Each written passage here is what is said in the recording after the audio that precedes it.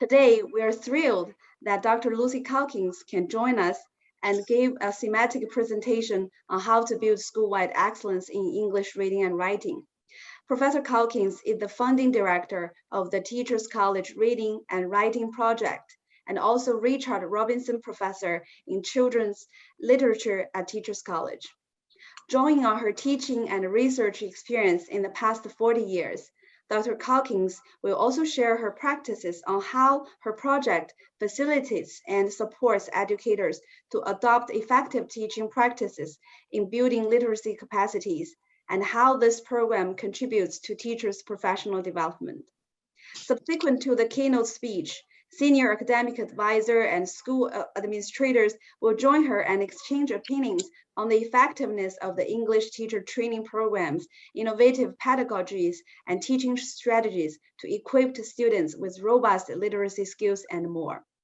This program is presented by Columbia University Teachers College Reading and Writing Project. Its abbreviation is TCRWP, and Columbia Global Centers Beijing. TCRWP has been for decades regarded as one of the premier provider of professional development in literacy in the world. And the Columbia Global Center, as the only administration of Columbia University in China, is dedicated to facilitate and promote meaningful and impactful exchange and cooperation between Columbia and counterparts in China. Moreover, we're very thankful to our local partners of this academic program, which are an international education branch of Chinese Education Association and a foreign language teaching and research press. So now I will invite Dr. Dongsheng Zhang first, Secretary General of International Education Branch, to give an opening remarks to introduce briefly about his work and expectation for the future collaboration between Columbia and Chinese Education Organization. Dr. Zhang, please. Hello, ladies and gentlemen. Good evening and good morning. I am Dongsheng Zhang, Secretary General of China International Education. I'm very pleased to be here today for this important discussion on the pathway to building school-wide excellence in English reading and writing. We gather here today because we understand the importance of communication across national borders. And we have the same goal to broaden our understanding of each other's countries, cultures, and the education system to better support teachers, families, and our next generation in these challenging times. The Chinese Society of Education is China's first and the largest academic organization for education. Over the past 4 decades, we have grown into a nationwide network covering all subjects and activities in basic education, a leader in academic research and educational reform. We aim to unite education, researchers, practitioners, and people with passion for education to spread and advance the science of education, to actively engage in educational public service and public governance, to provide suggestions on education policy, to foster professional growth of headmasters and teachers, and to contribute to the building a modern educational system for China. China International Education is a branch of CSE. We focus on academic researching and communicating about international education. As far as I know, the Teachers College of Columbia University and China have built strong history connections and collaborations for research and education over a century. In the early 90s, a generation of brilliant Chinese educators studied at the college and returned home to improve their country's school system, including Guo Bingwen, the first Chinese doctoral student and the founder of Southeast University, Jiang Menglin, Minister of Education, and the President of Peking University, Zhang Boling, founder of Nankai University, and Tao Xingzhi, who founded the Morning Village Normal School in Nanjing. I hope today's discussion could be another starting point to promote further research collaborations between Columbia University and China, and all participants of this webinar. And I hope to grow, explore, and learn from all of you. Thank you. Thank you so much, Dr. Zhang, for the very encouraging words for the further engagement. I hope teachers and scholars recommended by you and also our partner at the press will enjoy useful tips and find good answers to their questions through the discussion tonight. Thank you so much. So now please allow me to introduce very briefly about the panel discussion panelists tonight who join us.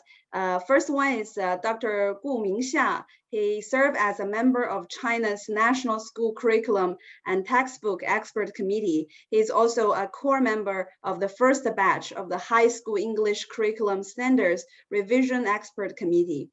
And the second one is Jing Li. She is SIPA alum and currently serves as Deputy General Manager at Kaiwen Academy Education Group, oversees school and education functions. And third one is a very distinguished scholar, Dr. Xiaobo Liu, a middle school English teaching and researcher advisor from Beijing Haidin Teachers Training College, a K teacher of Beijing, a member of the Teaching Research and Teacher Education Committee of Foreign Language Teaching and Professional Committee of Chinese Education Association. Unfortunately, the original moderator, Dr. Yanzhu Chen, has a family medical emergency and couldn't join us tonight, but we are so lucky to have another great moderator, Lancer Ruohao Chen, a TC EDD candidate in adult learning and leadership. He was also a proud English teacher for many years before he joined Teachers College. Thank you all so much for joining us tonight. So now, without further ado, please welcome Professor Calkins to talk about, to give the thematic presentation tonight. Dr. Calkins. Thank you so much. It is such an honor to be here, and I am looking forward to conversation with the distinguished panel. I will aim to keep my remarks to about half an hour so that we have time to really talk together, because I'm so interested in learning with you. There's a very old Carole King song, I Feel the Earth Move Under My Feet, which captures how I'm feeling and how teachers and teacher educators are feeling throughout the world. Some people talk about learning loss during COVID, but I think it's fair to say that the learning curve for every teacher during COVID has been the opposite. It's been sky high. We've had to learn and relearn how to do school, and we've had to do on-the-job learning that's almost been like changing the tire on the car as it belts down the highway. In the year ahead, I think we need to hold on to and to cherish the idea of school as a place where everyone's learning curve is off the charts. And there's lots of reasons why school needs to become a permanent place where teachers as well as kids are learning. First, an awful lot of teachers learned methods of teaching from our own 20 years of being students. And for most of that time, school was a place where people were taught information, facts, the names of the planets, the elements of the periodic table. But right now, as the great educator Tony Wagner says, information is like air. It's everywhere. Kids can access the news of the day, translate it into any language on their phones. They can tour any museum or search through our Library of Congress on their iPads. We're all confronted with a tsunami of information. Then too, yesterday's information is already in need of being updated with today's new information. A decade ago, Eric Schmidt pointed out that every 2 days, as much new information is being created as all the information that existed from the dawn of civilization until 2003. I can only imagine what that statistic is like now. So what this means is that the teacher's job has fundamentally changed. It's no longer a job of delivering information to the uninformed. Teachers are being asked to teach kids to access information, to categorize it, to compare it and contrast it, to think critically about the points of view and the perspective from whence the information comes, to synthesize all that information, to apply it, to build something new. And this takes levels of reading comprehension and of analytic writing, especially, that teachers didn't learn when we were kids, and perhaps not even in college. Just take for a minute fifth graders in America. It used to be a big deal for 10-year-olds to look up China in the encyclopedia, to record the main products and cities and geographic features, and to basically move information from the encyclopedia to the kids' page, producing ye old country report with yarn bindings. Now fifth graders are asked to take a provocative topic, maybe is bottled water good for the environment, and to gather research from different sources and from conflicting points of view, to notice the different assumptions and perspectives in that research, to weigh the conflicting ideas and information, to develop and support their claim, their own claim, and to organize and synthesize evidence to support that claim. So let's look at this fifth grader's piece of writing. Jack is far above average, but this represents the goal that our fifth grade writing curriculum works towards. And as I read this, I want you to just notice the critical thinking inherent in this report. Why chocolate milk should stay. Schools should keep serving chocolate milk. There should be chocolate milk because kids like it. It gives vitamins and it gives kids good habits. Many kids love chocolate milk. It makes them happy to see it in the cafeteria, in their lunchbox, at their kitchen table. Research shows that overall, chocolate milk is pretty good for kids. Even though some people think it's bad that children like chocolate milk more than white milk, it actually is especially important that kids like chocolate milk. It turns out that more kids drink milk when they can get chocolate milk. When you interview a lot of parents like Katie Couric did, they'll say that their kids only drink milk if they get chocolate milk. So at least they're drinking milk. In a survey of students in this school, 84% said they would drink more milk if they had chocolate milk available at school. Of these same students, 28% said they wouldn't drink any milk at all unless it was chocolate. Surprisingly, while some think it's just a flavored drink, chocolate milk turns out to have vitamin A. Nutritionists from the National Dairy Association demonstrate that chocolate milk is a good source of vitamin A, D, E, and calcium. That's a lot of vitamins, and they're in something kids actually like to drink. In the information session, the nutritionist is with kids who drink chocolate milk. Their bright teeth and their glossy hair illustrates that kids who love chocolate milk will be healthy. There's one more reason why chocolate milk should be served in school. It does have some added sugar, that's true, but the famous nutritionists argue that chocolate milk has a lot of less sugar and carbohydrates than soda and power drinks like Gatorade. If some kids get in the habit of drinking milk in school, then they'll probably drink less sodas outside of school. The chocolate milk is served in our school, for instance, is low fat. So it's a lot better for kids than soda. It is true that Jamie Oliver, chef and enemy of chocolate milk, argued that chocolate milk does have added sugar. Jamie is a famous English chef who's involved in lunch for kids in schools in Los Angeles. In a shocking video, Jamie shows a school bus filled with sugar to show how much sugar school kids get from chocolate milk. But there are a lot of school kids in the United States, and if you divide that bus load up between all those kids, it will not be such a shocking amount. And if you add next to it a bus filled with the vitamins A, D, E, and calcium that kids get, the picture might seem very different. That's why we should keep serving chocolate milk at school. Maybe it's true it has a little bit of sugar, but it gets kids to drink milk, it gives them vitamins, and builds good habits.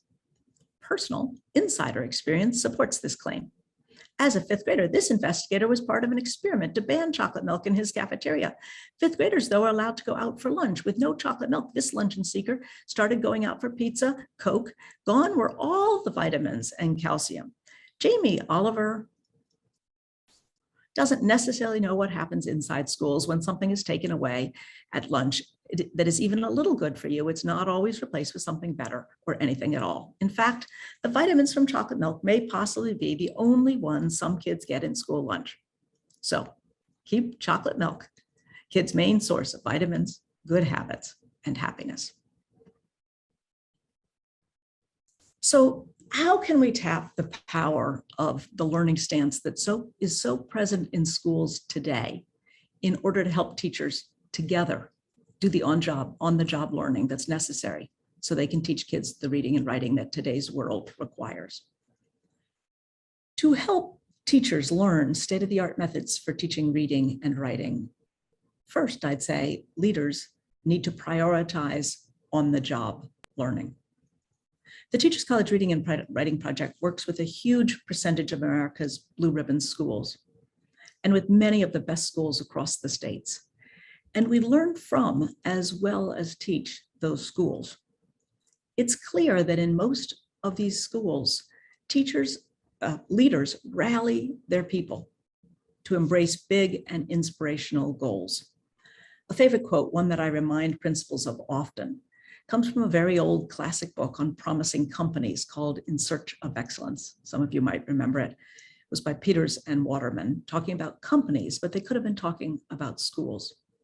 They said, I believe the real difference between success and failure of our work lies in the question of how well we bring out the talents and energies of our people. What do we do to help our people find common cause with one another? In many, many schools, the leader's #1 mission is to support a culture of learning among teachers, to help teachers to plan, teach, and study student work together. That kind of collaboration is only going to happen if teachers are teaching a shared curriculum, so that what one teacher does especially well becomes systematized, shared, and lifts the level of everyone's teaching. For a culture of learning to be strong in a school, we find that the curriculum needs to be open to thoughtful, collaborative revision, which draws on all kinds of classroom-based innovation and research. I don't know your schools, but Roland Barthes, who founded and led Harvard's Principal Center for decades, said that in America, too often relationships among teachers are like relationships among 2-year-olds in the sandbox. One has the shovel, the other has the pail.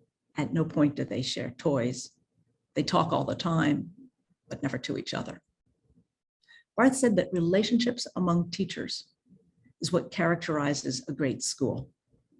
These are schools where teachers plan together, where they're in and out of each other's classrooms, they share tools, they wish each other well, and they think of the kids not as my kids, but as our kids. Roland Barthes talks about visiting a faculty room in one school where there was a sign on the staff room that said, "No children allowed." And he pointed out to me that that was just the written rule at that school, that the unwritten rule at that school was no talking about children allowed. Carrie Leone, a professor at University of Pittsburgh, says schools where kids' learning is accelerated are schools where teachers talk about student work together all the time. And it seemed as if that was what the presenter earlier today was emphasizing, the importance of talking about student work and having clear standards. So to help teachers learn state-of-the-art methods for teaching reading and writing, leaders need to prioritize on-the-job learning. Teachers need to plan and teach and study student work together. And teachers and kids need clear goals, frequent feedback, and a grasp of next steps. We could talk perhaps later about feedback for us as educational leaders, feedback for teachers. Sheila Heen from Harvard's Negotiation Project, the author of a marvelous book, Thanks for the Feedback, points out that the more powerful we are, the less feedback we tend to get. And her biggest piece of advice to 600 school leaders that she was dealing with in my organization was that the most important thing we could do to get better is to go to our people and to say, what's one thing I could do differently that would really help you do your job? And then to demonstrate welcoming and using that feedback. But let's shift for a moment and talk about giving feedback to kids. I'm going to just look for a piece of writing here. Talk about giving feedback to kids.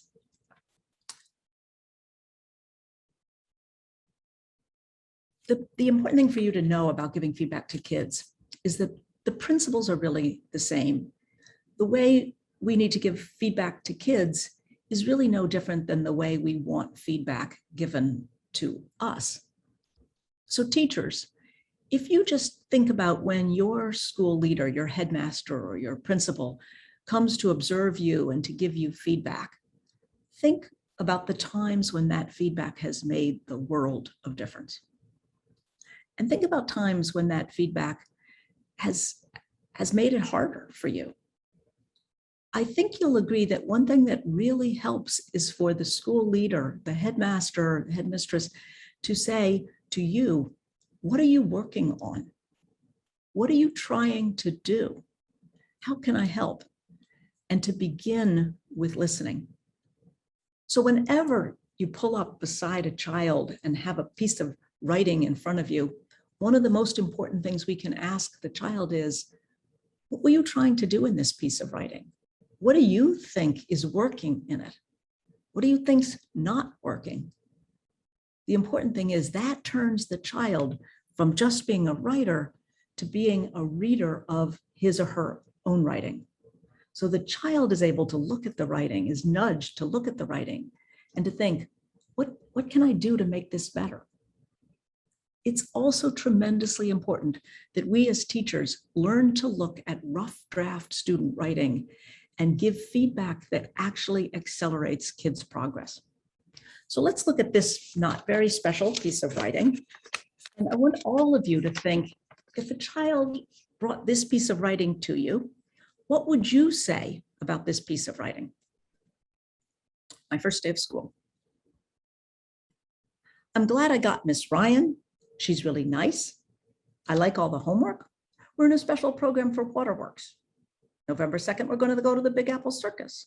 We're going to have a lot of fun in Miss Ryan's class. I want to learn script better, and I know we're going to learn to do script, and I know we're going to learn a lot in Miss Ryan's class, and I think we're going to learn a lot, and we're going to have a lot of fun this year. Miss Ryan is the best teacher ever. Will you just for a second, in your own mind, think, okay, what feedback would you give to Amanda? What next steps would you suggest? And I'm going to, in a minute, give you some feedback on your feedback. You can use the chat box, by the way, at any point to respond. So I want you to just notice that the way you respond to Amanda's writing is probably the way you're going to respond to almost any piece of writing. We as adults just have a certain number of ways in which we read writing. And it's helpful to develop more lenses for reading writing. So my suggestion to you when looking at student writing is always to look first at structure and at organization, and to ask the question, what kind of writing is this trying to be? So if we look back at my first day at school and think, what kind of writing is this trying to be? I think you'll agree, this child is trying to write a persuasive piece. I'm glad I got Miss Ryan. She's really nice. I like all the homework. We're in a special program for the waterworks. So my feedback to Amanda would be first to compliment her on what she has done. To say, I'm so blown away with the way in which you came out with a strong idea.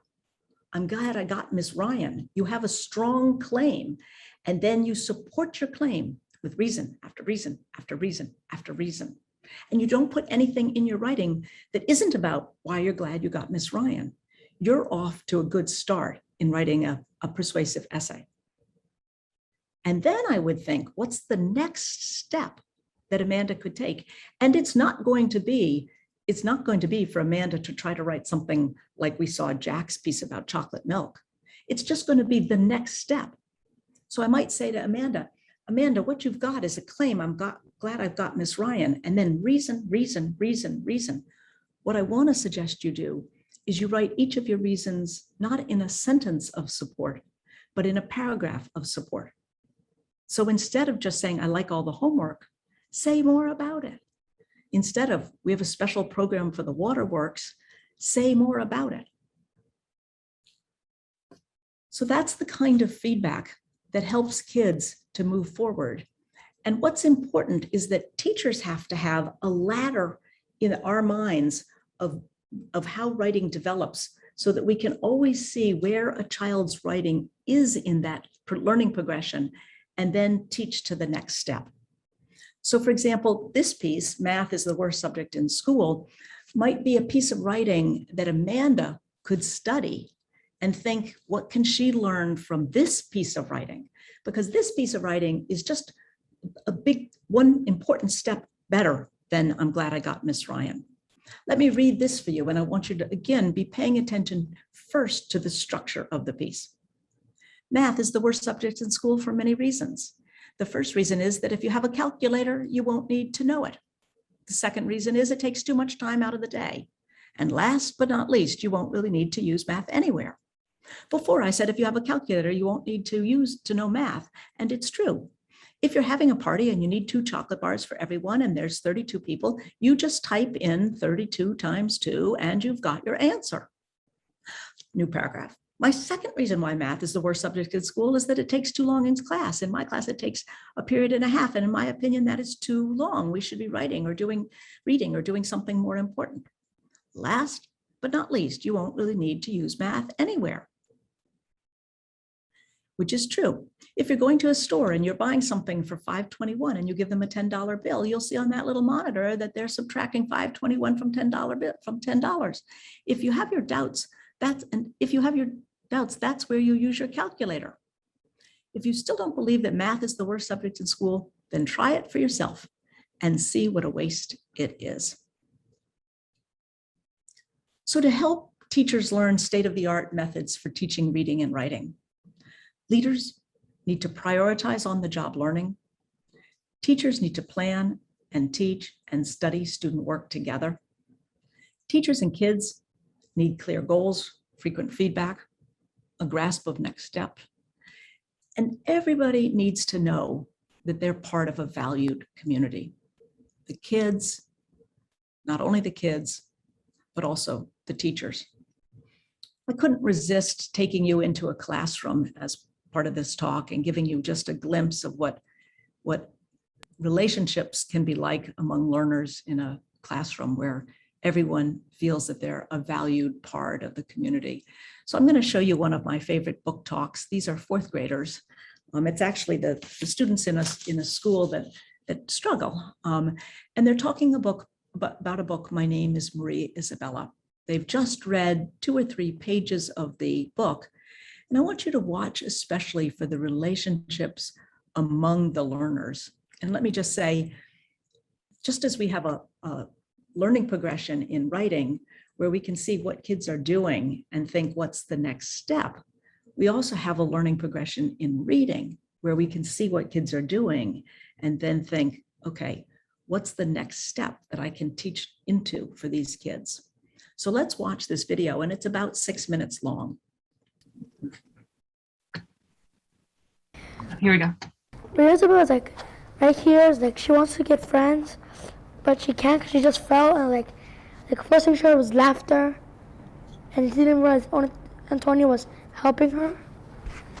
And well, when you went staying there because you kind of sped through it, not only that the laughter is distracting her from Antonio, but it's also like all the worrying of what's going to happen in a way, because like you can have someone laugh at you and you can just pass right by him. Okay, go, you're laughing at me, so what? But then the worrying from inside, she was worrying like crazy, like, oh man, I can't do this, I can't do this. She was getting really worried. And like here, like this right here, like she spilled all, like, so see how she fell? Instead of like she spilled everything and then just knocked out and she couldn't even hear Antonio talking. It was her first day of school, so she wanted to make friends really badly, but this little incident kind of made her like a little bit vulnerable to have friendship now, because she's been embarrassed in front of a big crowd of people. Yeah, because she really wanted to make friends, but now she fell and laughter. She heard laughter, and now she's kind of really sad because she just because she fell and she heard a lot of laughter, and now she's very nervous. Except it isn't just because she fell, it's because she fell. The first thing she heard was laughter. I think about her, and it's like, oh my God, it's look. And the pressure. And the pressure, yeah, because she's right there, she's running, and she just trips right in front of a big crowd of a school bus, and everyone's laughing at her. It's what Hassan said, pressure, or peer pressure. This just makes her day a bad day, because she still has all this other stuff to worry about without falling in the middle of a crowd. This is just one thing that's just throwing her the first day. Well, I think that since we're talking about all the laughter, I think not just the laughter, it's her dress too, because right here, Mirzabal didn't answer. She just no. But she couldn't help but notice the dress her mother, had made, had just ironed. And, well, it seems like she just got totally embarrassed. Her dress is all dirty. It's she feels right here, the next page, it says her dress was a good luck dress because it was from her grandmother. It's important to her because Yeah. it's her culture. It's from her grandmother who sewed it for. It's been passed down. It's being passed down from her grandma, because so other things except it being passed down, it still means a lot. It still means a lot to her because she kind of really likes she loves her family, and she kind of really she wants to respect it because it's so important to her. Yeah, the dress, it's just so important because it's very important. But now she fell and she has a bloody knee, and It's all scattered around Yeah. the dress, and it's ruined. it's kind of ruined her grandma because she's the one who made it, and it's very important to her, so it's kind of It's kind of destroying her spirit in the dress. We often ask teachers to think about, whenever you're watching students do work, what are they doing really well that we can support, and what are next steps, and how do we give them feedback that accelerates their progress towards those next steps. I think that we can look at that conversation and think about the qualities of a good conversation, and whether the conversation is among kids or is among teachers. There were a lot of things that those youngsters were doing that I think is admirable. I would compliment the way they took one idea, and instead of jumping from that idea to a totally different idea and a different idea and a different idea, they stayed on a topic and really elaborated on that topic and thought more deeply about it, bringing more points of view and more evidence to bear on that one topic just as we saw Jack doing when he wrote about we should have chocolate milk in school. I also thought it was beautiful the way in which they disagreed with each other. That one child who said, but is it only that? Is it only that because also it's her dress? I loved the way in which they didn't just talk in the air, they actually cited evidence. They went back to the actual text, to the work. And I think if conversations in the schoolhouse among teachers are a little bit like the conversations that we just saw among children, that's the vehicle for teachers to think together about student work, about our own teaching, about ways in which we can outgrow ourselves so that we become the teachers that we want to be. So I want to no longer pontificate and instead engage in a conversation with this distinguished panel. And I'm so interested to hear if there was anything that I said that resonated with things that you've been thinking about as well. Okay, thank you so much for this very vivid presentation with the handwriting script of the real students and the video recording of classroom discussion on a reading. So the main takeaway for me is that the shared learning community always generates stimulus for the further learning and improvement for school administrator, leaders and teacher as leaders in the classrooms, and for students who are the active participator, how they can together manage a good dynamics of learning via good conversations, thinking lead, and good feedbacks. It's really intriguing questions that we are eager to learn the answers and also insights from the panelists. So now I will turn the stage to our moderator Lancer and start the conversation and discussion with the scholars on the panel. Okay, Lancer, please. Thank you, Dr. Calkins, for your wonderful talk. And it's also very interesting to get to know different kind of thinking to help students to learn and to grow from maybe one stage to another stage in their writing development. So I'm the moderator today, Lancer Rohao Chen, currently a doctoral student in adult learning and leadership at Teachers College. And I'm so happy to be the moderator of this talk. So I will invite also Miss Li Jing and Miss and also Mr. Liu Xiaobo, as well as Mr. Xia Ming. Yes, so happy to be the moderator, and also I guess we learn something from Dr. Calkins' talk, and it's also very interesting to have a coherent discussion about the development to be a writing teacher. So to begin with, I would love to invite the four of you to give us a brief introduction of the project you are running, and including some signature projects you are doing in your center or in your school. So can we begin with Dr. Calkins?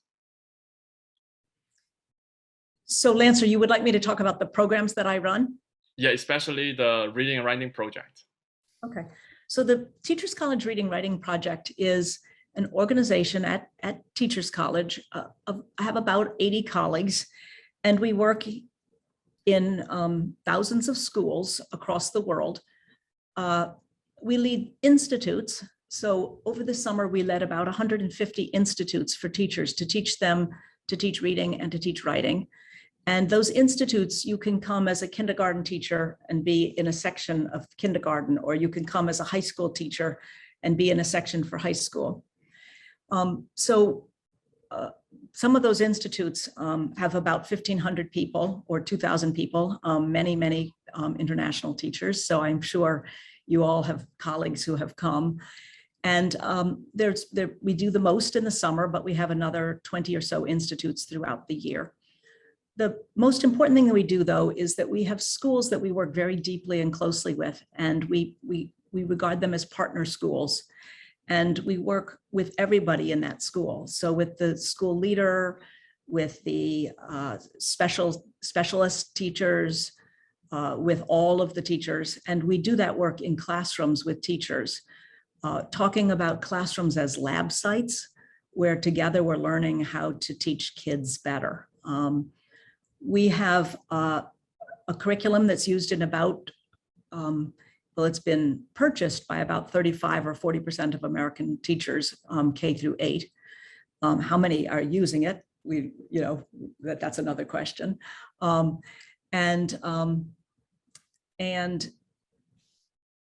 we, this last year, turned our entire curriculum into virtual curriculum so that we were teaching the children in little videos, 10-minute videos. So we made about 2,500 10-minute videos, which teachers would send to homes, and parents and children would be learning from these little videos about how to write better and how to read better.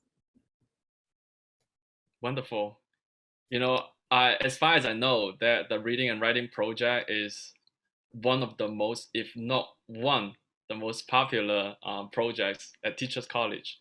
So during every summer, thousands of teachers from all over the world come to TC to learn from you, about the reading and writing. And so thank you for your introduction. And Mr. Xia Guming, can you introduce your work briefly, and especially some of the project you're doing at the moment? Okay, now personally, I was, I retired last year, so I used to be an English teacher for more than 40 years. And, just now, Calkins mentioned about the Reading and the Writing Center. This is very interesting. I am interested in it because, in my new school, we also set up a Reading and Writing Center. But this is the very beginning because my school is just set up, and tomorrow, the new students will come to school. So everything is new. We just set up a center. So I think we will have a lot of things to do about a lot to do help the student to increase their reading and writing ability. Why do we set up a reading and writing center? Because in Chinese students usually are a bit stronger in reading. They can read a lot of things because the teacher trains them a lot. But unfortunately, their writing is very weak. Take Gaokao example.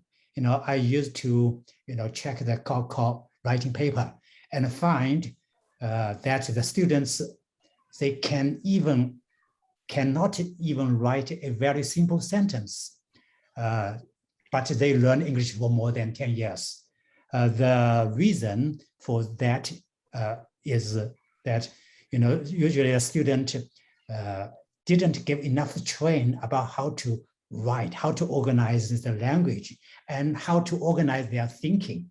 That's why I think it's very necessary to set up a reading and writing center in the school.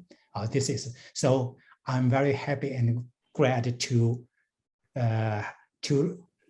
learned that we have such a center, so we can work together. And Dr. Lucy Calkins, maybe if you like, you can, if there are no COVID-19, so can come to China to visit our schools. So I think we have a lot of space to work together. Okay, thank you. That's wonderful.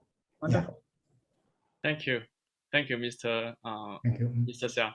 And let's turn to Miss Li Jing. So can you introduce the work you are doing? And Sure. Thank you, Lancer. First of all, thank you, Helena, and also Professor Calkins to invite me to participate in this session. Currently, I work at Kaiwen Education Group, and currently we have two campuses here in Beijing, one in Haidian District, where actually I think, and this is under the supervision of Mr. Liu Xiaobo, who is also on the panel because he is in charge of the English language training for all the teachers in the whole district. The other one is in Chaoyang, and I want to share with Professor Calkins that I actually learned from our primary school teachers. Before the COVID-19, we actually have the privilege and honor to send one cohort, I think 2 teachers to TC, and they are tulip the thousands of teachers, coming to your wonderful center to study about how to support our students in reading and writing. So thank you for your support. And like last week, this is, we actually have 2 weeks of the PD sessions for our existing teachers, and I came to 2 schools to observe how our teachers are doing. I actually found 2 commonly shared themes in both of our campus. One is actually how to support our students to improve their language proficiency across all the curriculum, not only in English subject, but for bilingual schools like ours, and also I believe the schools like Dr. Xia Guming is also launching very soon, is like for bilingual schools like ours, thousands of bilingual schools like ours. Many of our students need to be able to conduct learning in English, in maths, physics, biology. This has actually been posed as a big challenge, particularly for students who are entering bilingual schools in different entry points. For example, if they are coming to bilingual schools at a very early age, we still have enough time and also opportunities for them to develop language. But if they come to the bilingual schools in middle school, like grade 7 and grade 8, they have to confront not only how to cope with English in the English classes, but how also to making sure that they understand academic English. So that's actually one big topic that all of our teachers across all subjects are talking about. So I'm very looking forward to hearing more from Professor Calkins and also colleagues, in this endeavor. Thank you. Right. The development of teachers can also have a very positive impact on the development of students' writing. Yeah. And as far as I know, Miss Lee is also the alumna of Columbia University from SIPA. Yeah, thank you. And now let's turn to Mr. Liu. Mr. Liu, can you introduce your work? Sure. Good evening and good morning, professors. Actually, I work in Beijing Haidian Teachers Training College. I work as a teaching research advisor for more than 10 years. I'm now in charge of the senior high school teaching. For these years, actually, I have been committed to leading teachers to petition to the implementation of English writing teaching. Among them, reading and writing contributed, combined curriculum is one of the most widely used one. In the process of the practical operation, in the design of post-reading activities, in order to meet the implementation of teaching effect, we mainly focus on cultivating students' ability to speak and write. The development of these 2 abilities are actually the same, of the same level, both aiming to cultivate the development of students' expressive ability. I always adhere to a concept. According to the different class types, every day and every class, we'd better design activities to cultivate expressive ability. Speaking a little and writing a little every day ends up great results. I have been advising teachers to design speaking activities based on language internalization and thematic meaning construction in different types language output activities. No matter in listening and speaking classes, in reading classes, in visual classes, and writing classes, in class, implement students' ability to speak. After class, design writing as homework. From the results of teaching practice, for teachers insisting on the practice, students' writing ability has greatly improved.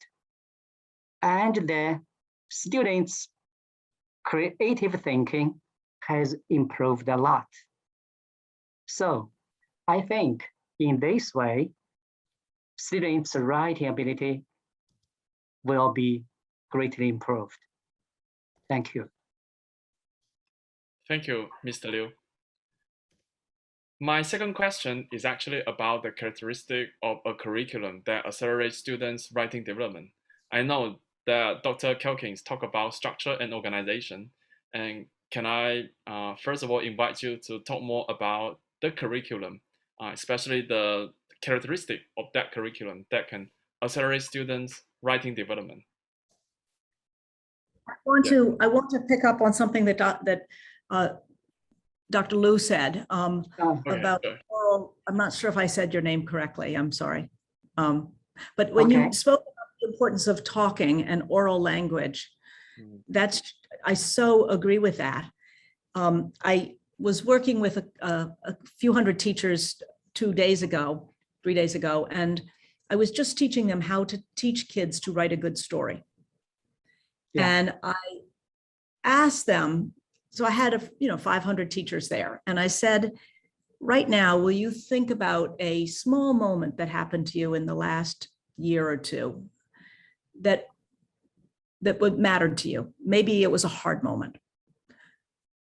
And will you in your mind just remember that moment? And now I said, they're all on Zoom. I said, make sure you're on mute and just write the story of that moment in the air. Just dictate it, just say it. And they just got started a little bit. They started to tell the moment. Then I said, can I stop you? Often when children go to write, they take a big watermelon idea, not a little seed story. So will you make sure that the story that you're telling is not the story of your summer or the story of being home during COVID, but it's a 20-minute story. It's a little slice. And now tell that story again, dictate it in the air. Then I said to them, usually you want to start a story. You want to tell a story so that people can imagine it. They can hear what you're saying. They're almost there. So will you this time remember that moment? Imagine it. Think, what exactly was I saying? Was I doing? And this time tell the story where you started with what you said or did, and you just go right through it bit by bit by bit. Go. And in that way, I continued. I even asked them at one point, I told them that writers often add weather into their stories, and you add the weather to show not the real weather necessarily, but what the character was feeling. So will you think of when things were bad in your story and what can happen to the weather? A cloud comes over the sun. Think about when things are good in your story. What could happen to the weather? A beam of sunlight shone in on me. So I had them tell that same story, not the whole story, but begin to tell the story maybe 10 times inside of 15 minutes, revising it. Then I said, now go and write the story. And the story that they wrote at the end of all of that work was so much better because they weren't just talking, but they were really, in a way, getting feedback, even though there were 500 of them on a Zoom screen. But I was sort of being able to lift the level of it, lift the level of it, lift the level of it. So I think always to remember that talking is a really important way to rehearse for writing. And if you help people to talk, if you want them to do an argument and you tell them, I say, what's your claim? What are your reasons? Your claim, your reasons. Now I say, make your argument again, your claim, but each reason, say a lot about it. Say a lot about it. Then I say, do it again, your claim. Now say your reason and use a transition word. It's also important that, and I gave them some transition words. So what you were saying about the importance of talk as well as writing, I say put them together. That's a very good way. Yeah. And I can also have the image in my mind as well that Dr. Calkins asked the students to have a lot of imagination in their mind before they can write down all those materials. So you asked, Lancer, about our curriculum. I think what's important about it is that, again, what we heard from Dr. Liu, teaching writing really makes a difference. If you teach writing every day, if the kids write every day, their writing you can see it gets better inside of 2 weeks. So we ask that if, and I'm focusing today only on writing, but we teach reading as much as writing, okay? But in writing, the first thing is that kids need to practice. They need time to do it.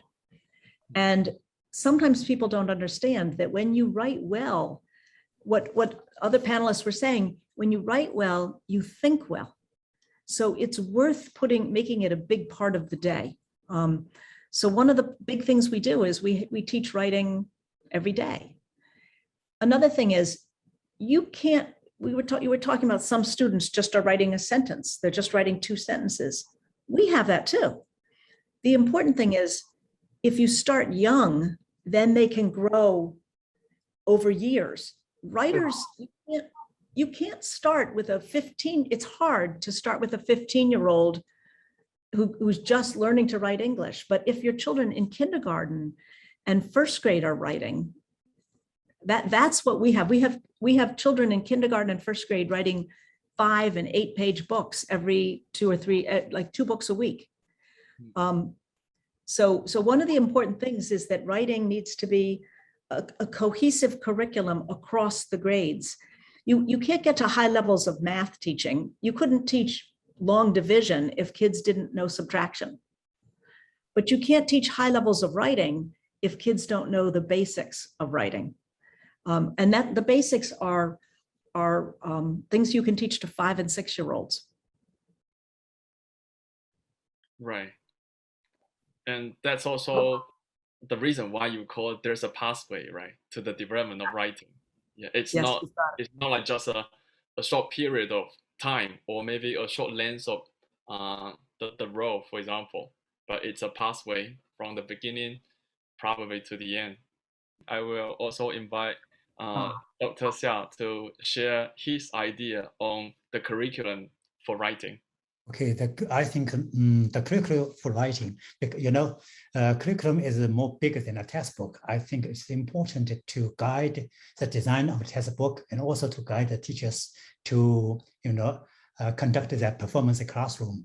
I like to choose one word to describe it. That is step by step. The students, they cannot develop into a very good reader or writer in one day or in a short time. So I think we should consider about the whole approach or the whole the way by step. If the student didn't take the first step, they cannot do the second step. This is what I want to say. In detail, I want to. I like to mention especially about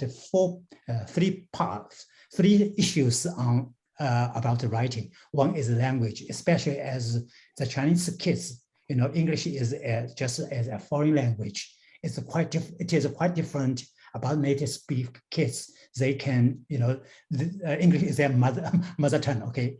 As to the Chinese students, I think the first things we should help the kids to to develop their language proficiency. Okay, so I think here we also should take a step by step. Last week I just supervised the Chinese national curriculum, which will be issued at the end of this year. In this curriculum, we find that the language, the vocabulary, some experts said the vocabulary is too small, and some said it is too big. Why they have so different opinion on it? The reason is that, you know, the Chinese kids, you know, sometimes they cannot set up a very large vocabulary in one day. So I think in the curriculum, we should set up a system about how to enlarge the vocabulary. This is one thing. The second is about the structure. You know, writing structure is very important. We should help the student to arrange the passage, which is first, which is second. So I think in the curriculum, we should make these things clear about the different style of text. You know, something like the narrative writing, maybe we should focus on the characters, settings, and the plotting, something like this. And if it's argument, just Lucy mentioned it just now, we should pay attention to the students' thinking way, the reason, the conclusion, something like this. So I think in the curriculum, we should pay attention to these things, to arrange them step by step, to help the students to develop steadily. Okay, this is what I think about it. Thank you. Thank you, Dr. Xiao. I think what you said just now echoes with what Dr. Calkins mentioned in her example. Yeah. And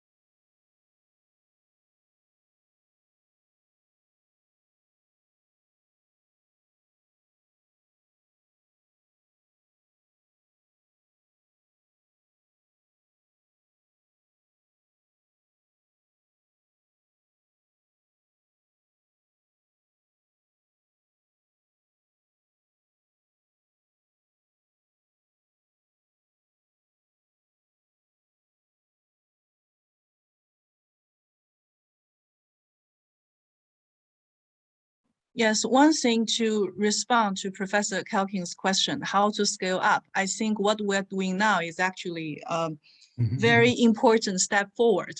That Yes. actually, I think the people on the panel, there are school leaders, district leaders who are in charge of English training, and also, I probably represent the leaders who are for the school systems. So I feel like this is probably the first step forward. There's a Chinese idiom saying 授人以鱼不如授人以渔. It's like to teach, the best way to share the knowledge of fishing is not to give somebody the fish, but teach the fisherman to fish. So I feel like you are doing the wonderful job of teaching the fishermen here in this community how to fish. Thank you.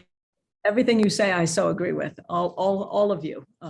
It's as if we come from different places, but we are thinking so alike. Right. It seems that Dr. Xia wants to share your idea about scaling up, right? How do you do in your past experience in terms of scaling up the writing experience? You means about to help the students go up and up like this, or in the variety? I mean, in terms of the scaling, to help more kids to improve their writing ability. Just in one big classroom. In all the classrooms. Okay. In hundreds and hundreds of thousands of classrooms. How to help the more students to just develop their writing. I think that peer working maybe is a usual way. We can just in the classroom we can set up a small groups and choose one student whose English maybe or whose writing is better than others.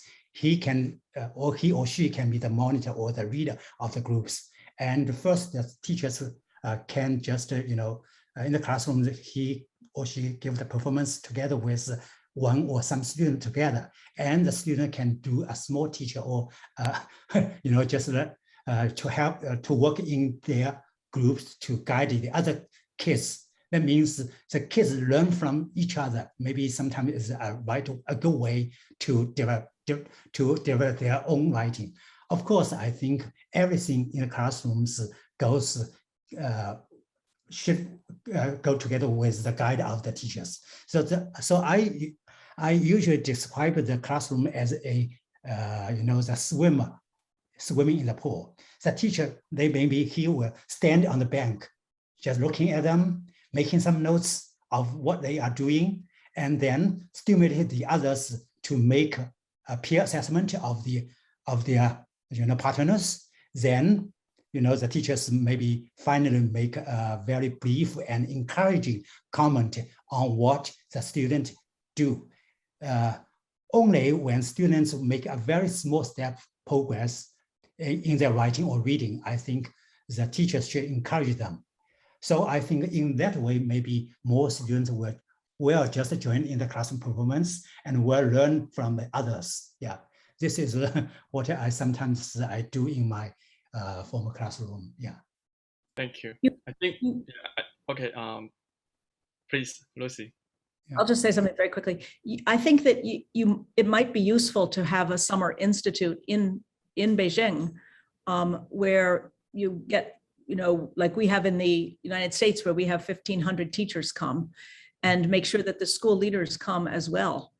And if you have teams of teachers from schools, then they can go back and they can help to lift the level of all of those schools that the teachers are from. Something like that could bring ideas about teaching writing to many schools. I think that's a very good idea. If there are more teachers from China who can learn from the reading and writing project, that will be very, very helpful for them and the students. Yeah, I know that Mr. Liu has worked in high school and middle school as an English teacher for many years, and I'm also very curious about your idea on the good curriculum for writing. Yeah. Okay. Personally, I think narrative writing plays an important role in students' writing ability improvement. There is a famous Chinese saying, no one can be fat at one bite. 汉语说， 任何人不可能一口吃成胖的。 It is the Can someone same. put it in the chat box? Write it in the chat box so I can hear, so I can understand it. No one can be fat at one bite. Oh, okay, yes. Okay. It's like Rome is not built in a day. Yeah. Yeah. So the effective way is to cultivate the graded writing ability according to the student's age characteristics, cognitive characteristics, academic level of students. We can assign writing ability training tasks corresponding to the level. Narrative writing is the foundation. I think it is the foundation of all writing. For studying grades, pay special attention to narrative writing training. We can ask students to write about people, about events, about personal stories, etc. In the use of a vocabulary, vivid details of addition of logic, translation, and I think also perhaps cohesion, and the end of the optimization of the echo and other aspects. Train students to express logically. That's what I lay special emphasis on. If they set up a good foundation in narration writing, I think it will be handy when they step into senior grades to do expository or argumentative writing. Moreover, I advise teachers in my district to train students of studying grades to write a passage based on the following structure. Write a topic sentence first, and then detailed information to support the main idea. If possible, write a sentence or write a conclusion sentence to end the passage. It is very helpful for students to write a formal passage. And when I was teaching in high school, I asked my students to polish their writing 3 times. They finished the first draft in examinations or in class. And then we asked them to do the peer assessment. The peer assessment can be the second time. After the teacher guided them how to write the passage, how to think more carefully about what is required in the writing. And they can turn to good writing, turn to good students' writing in class. And then after several days, I would ask my students to write the same passage for the 3rd time. After their formal experiments, they can write a better passage. Especially for preparing Gaokao in China, it is very helpful and very effective, I think. That's my opinion. Thank you. Thank you. So, Dr. Calkins, would you like to respond to Mr. Liu's? I think everything that he said is just so right. That story, that narrative is at the basis of it. I have been working this weekend with my nephew Charlie, who's applying to college, and his father went to Harvard and he wants to go to Harvard, and we're working on his college essay. And what he's done to get ready for this essay is he's collected about 15 stories of moments of his life, and now he's trying to figure out what they say and to find a theme in them and to bring forward that theme and to put a few stories together.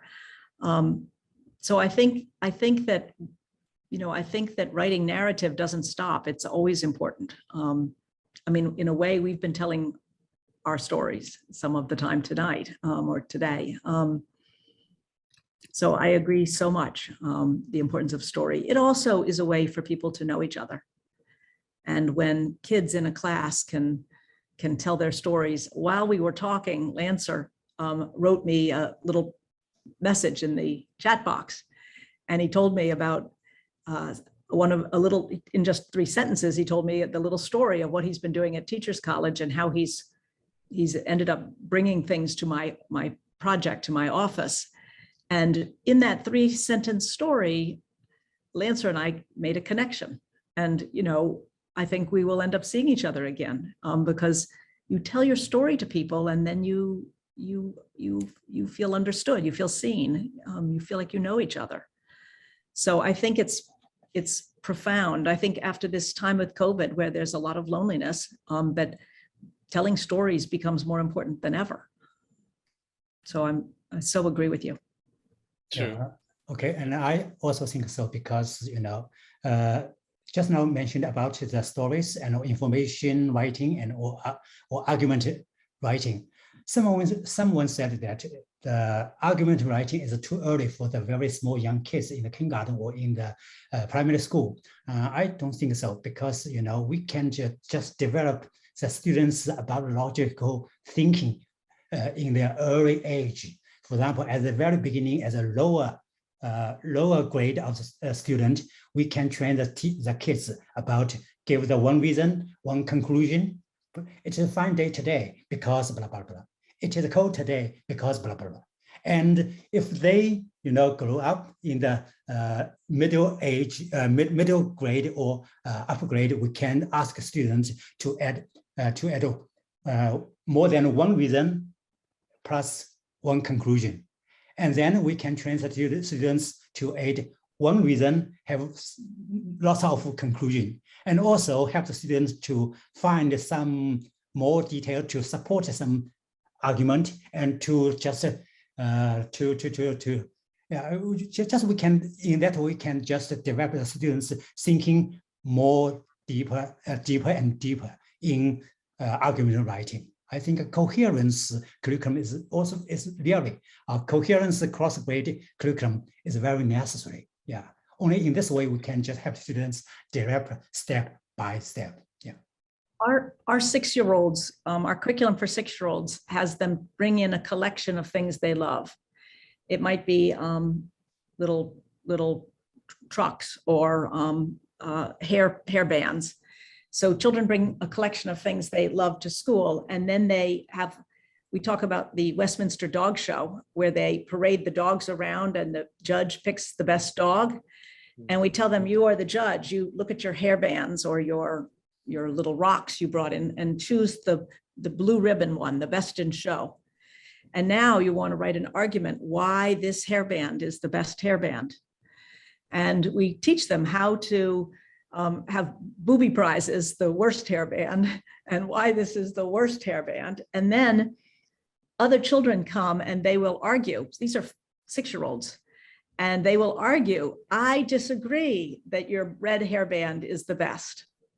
I want to put forth the idea that your sparkly hairband is the best. So, then they go from that to writing reviews of restaurants or movies, which is your favorite restaurant and why. So I definitely agree that you can, argument for the little children is our petitions or persuasive letters, persuasive speeches, even just signs, stop running in the hall because you will get hurt.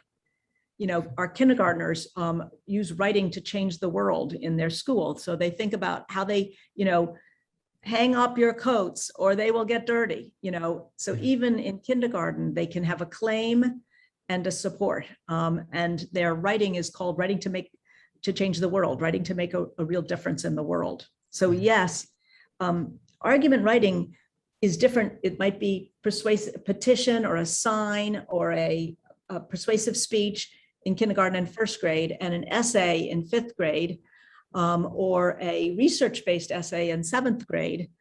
But yes, it's always important. All of these kinds of writing are important. I have a feeling that if you want to improve your writing, or if we want our students to improve their writing, we need to help them to connect their writing with their life, and also help them to use writing to enrich their life.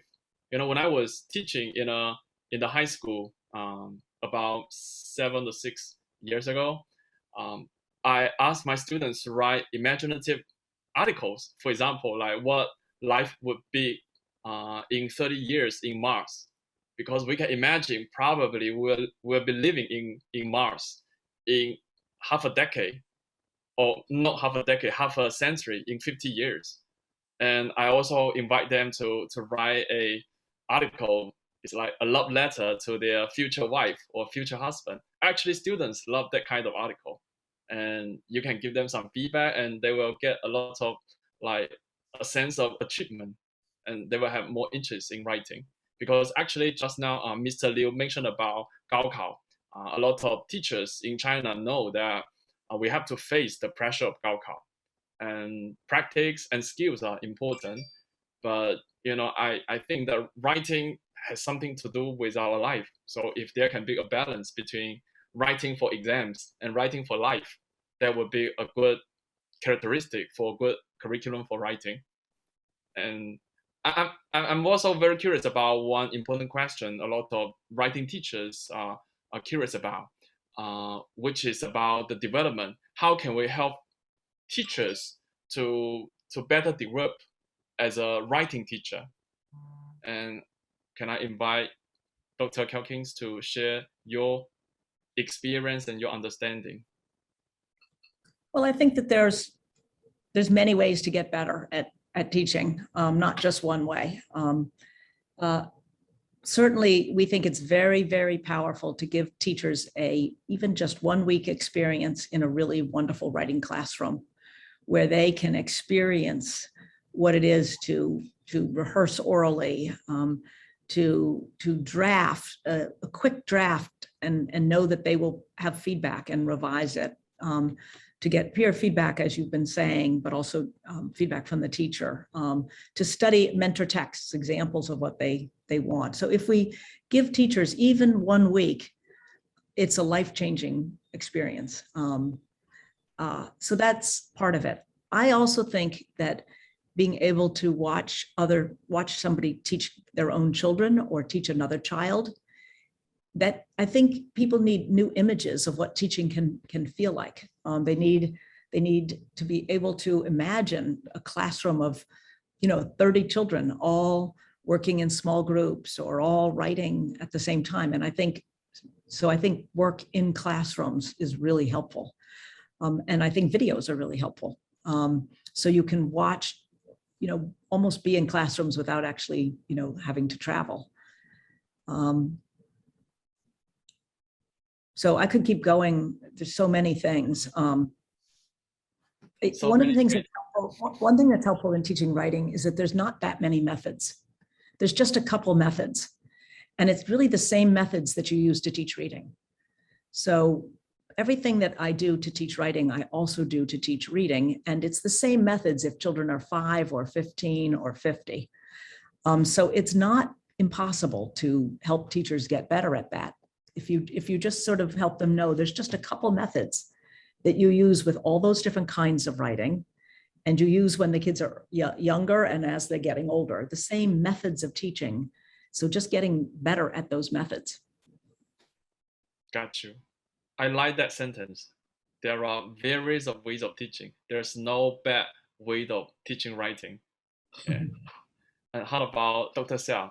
What do you think could be useful for teachers to improve their writing, right? And also teaching writing?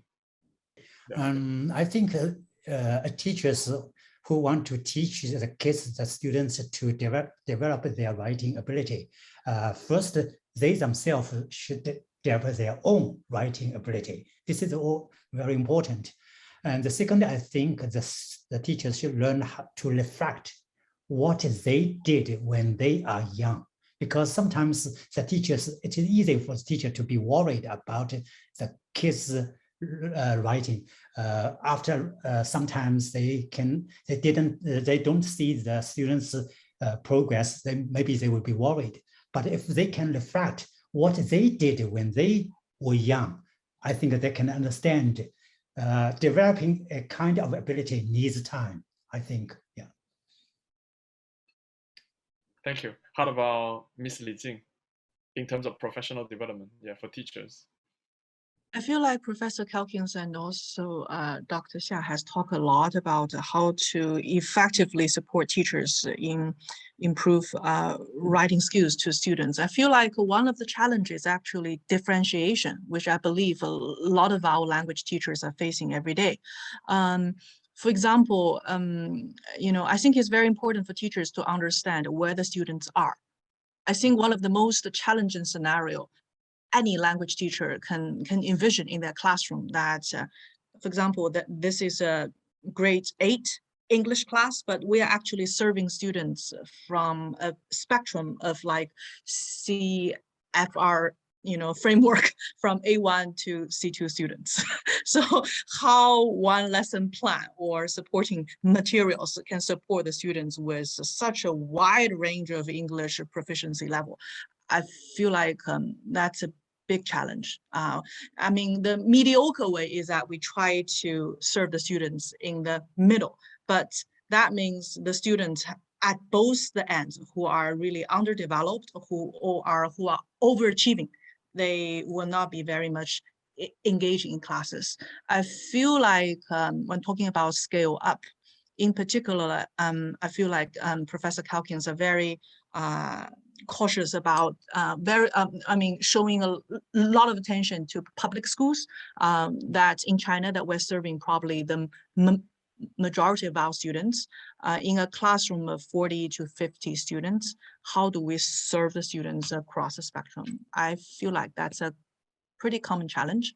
And I have to admit, even being a pretty successful and popular teacher in my career, that's still very hard. If I want to go back to teaching again, that is going to be the theme I want to conquer in my career. So, yes. Totally understand. Yeah, that's not easy, especially we have such a big population. How about Mr. Liu? How did you do in your past experience to help? I work as an advisor.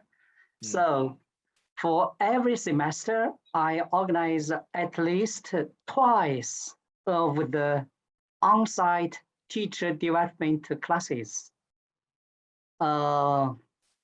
Classes vary, classes may include teaching how to teach listening, how to teach speaking, how to teach writing, how to teach reading, and even according to the new curriculum, how to teach viewing class, etc. So when I was organizing such classes, I sometimes ask different level teachers to show how to teach writing in different schools. Teachers from Haidian district can go to different level schools to observe different classes. In this way, it's very helpful for teachers to obtain what they need. They will know how to teach writing, how to help students improve their writing skill. That's my opinion. Thank you. Yeah. I think peer learning is very helpful for teachers as well. Yes. Right? Learn from other teachers. What's more, after each class, I will give teachers feedback. How the class is organized, is designed. So teachers may have a clear idea in their mind. Thank you. I know that time is limited and Yeah. we're actually exceeding the time for ending the meeting. So I would invite the both of you to end up your sharing with one suggestion for all the teachers who is teaching writing. So Lucy, please. Well, I think to build off of the idea that was just said, I think to create models of great teaching of writing in your country, and then to make sure that people are visiting those classrooms. And if they can't visit them in person, sending film crews in to capture what's happening in those classrooms. There's when you go to make a puzzle, it's really helpful to see the picture on the cover. And then you have an image of what you're trying to put together. You've got those little pieces, but if you've seen the picture, you know what you're aiming towards. And I think that if you can teach, if you can help some schools and some teachers to teach writing really, really, really well. The thing about teaching writing is it's very beautiful, it's very compelling. And I think others will want to learn from those models of excellence. So I'll build on the idea of setting up sites where people can observe. Right. How about Dr. Xia? I think in teaching writing, the first thing is not teaching, is writing. The students learn writing by writing. They can learn writing better under the teaching of the teachers. Thank you. Thanks. Li Jing, please. Thank you. Even though this session is about how to teach, how to support our students in reading English and writing English better, I feel like for a lot of English teachers like ours, where I used to be, I feel like teaching English is more than teaching the language itself. In particular in China, teaching English and sharing English is probably the gateway, the pathway for our students to understand the world. So I feel like that's also one very important responsibility for us as teachers as well. So, sure. Yeah. How about Mr. Liu? Yeah. One sentence to end. Teaching writing is a challenge, but we are on the way. There will be a bright future with our efforts. Thank you. Thank you. So thank you for your sharing. I think all the audience have got some useful ideas for their practice in the future. So now I will pass the host to Helena. Thanks.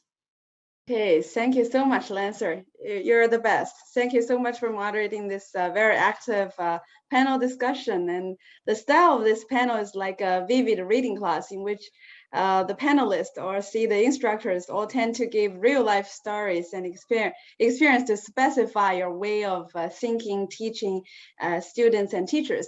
In the chat function on the local live streaming platform, I see audience are chat enthusiastically about the phased approach of structuring and argumentative writing, and they see we have to really take notes because there is no PowerPoint slides, but tips is everywhere. So it's indeed a great panel discussion. And just like Mr. Xiaobo Liu mentioned, one meal won't make a fat man. We must keep at it. Which just like our learning, like every day. But we believe that good school-wide environment, institutionalized the professional development program, and effective teaching skills, coherent curriculum, and other elements the panelists mentioned just now can definitely facilitate and guarantee a good return on the investment.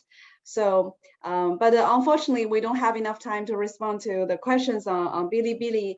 But I encourage you to follow up with us and also TCRWP if you're interested to explore more about the reading, writing project or available training offering or resources. I also expect to follow up with the International Education Branch of China Education Association and also our panelists today to see if there are meaningful collaborations, both remotely and in person. So thank you so much again. Thank Have you. a great night and have a Thank great day, you. Professor Thank you. Calkins.